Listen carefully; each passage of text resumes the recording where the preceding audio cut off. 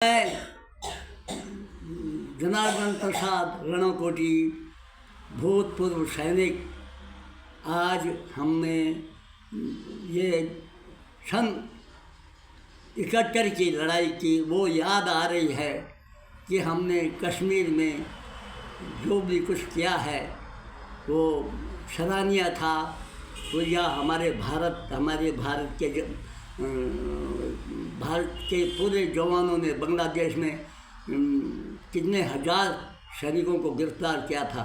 आज मुझे वो याद आ रही है। जब मेरी रात को नींद खुल रही तो फिर नींद नहीं आ रही है, मुझे वो दृश्य याद आ रहा है जब हम छम में पलांवाला में छम सेक्टर में 7th गढ़वाल, 10th गढ़वाल, 9 जाट और 5 सिख हम एक ही ब्रिगेड में थे।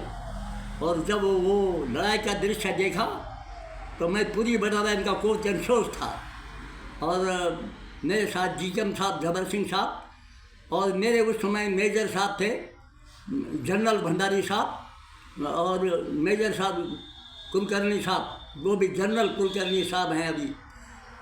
तो मैं उस समय 71 की लड़ाई का दृश्य याद आ रहा है। लेकिन मुझे अपनी भारत, अपनी इंडियन आर्मी या अपने गृह मंत्री, अपना प्रधानमंत्री, अपने डोभाल जी, अपने योगी जी, सारे मेरे डिफेंस मिनिस्टर राजनाथ सिंह जी, सारे मेरे उन पे मुझे बड़ा गर्व आ रहा है जब मैं हर चीज़ सुनता रहता हूँ कि क्या क्या हुआ और छम सेक्टर में क्या क्या गुजरी है जवानों पर, वो मुझे याद आ रहा है।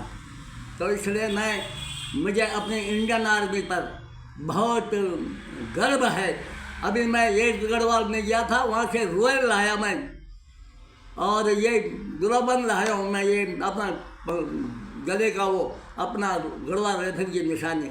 और आज मेरा भी दिल कर रहा है कि मैं भी अगर लड़ाई में जाऊँ, अखनौर, बारामुल्ला, गुलमार्ग, शाही चश्मा, वो सभी जगह मैं रहा हूँ वहाँ पूरा कश्मीर में, तो वो दृश्य याद आ रहे हैं कि कहाँ पर क्या हो रहा है, कहाँ पर क्या हो रहा है। और मेरा भी दिल कर रहा है अगर मुझे अभी भी 45 साल हो गए पेंशन आए हुए, लेकिन अभी भी मुझे सरकार हुक्म दे तो मेरे को वहाँ जा सकते हैं और मैं लड़ाई लड़ सकता हूँ।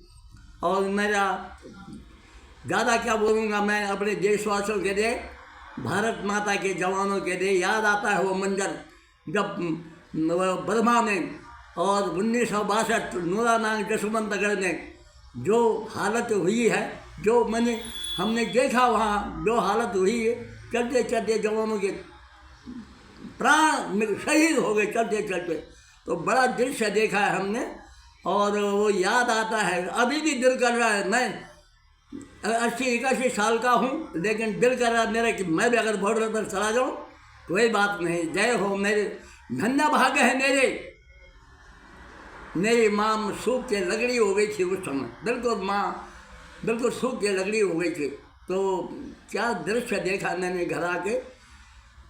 तो मैं अब अपने जवानों से यही विनती करता हूँ कि बहादुर हमारे ऑफिसर जवानों, देश के खातिर क्या क्या नहीं सहेंगे आप लोग, पर हमारा भारत अब कभी झुकेगा नहीं। हमारे जितने भी हमारे नेता लोग हैं उनके ताकत से, हमारे मोदी जी के सूझबूझ से ये कोई भी कुछ नहीं होगा हमारे देश को। और मुझे भी बता रहा हूँ मैं कि मुझे भी अगर अभी हुक्म मिले तो मेरा भी दिल खून खौल रहा है मेरा, जब वो दृश्य मुझे याद आते हैं। तो मैं अपने इंडियन आर्मी से बहुत बहुत आशीर्वाद भी दे रहा हूँ, बधाई भी दे रहा हूँ कि सर्व सुखी रहे, सब संपन्न रहे और देश का नाम ऊंचा रहा। जैसे मेरे बद्री विशाल का नाम ऊंचा है, मेरे देश का भी नाम वैसे ऊंचा रहे। और यही मेरी हार्दिक दिल से सबके लिए आशीर्वाद है। मैं अपनी बात को यहीं पर समाप्त करता हूँ और बहुत बहुत धन्यवाद अपने देशवासियों के लिए।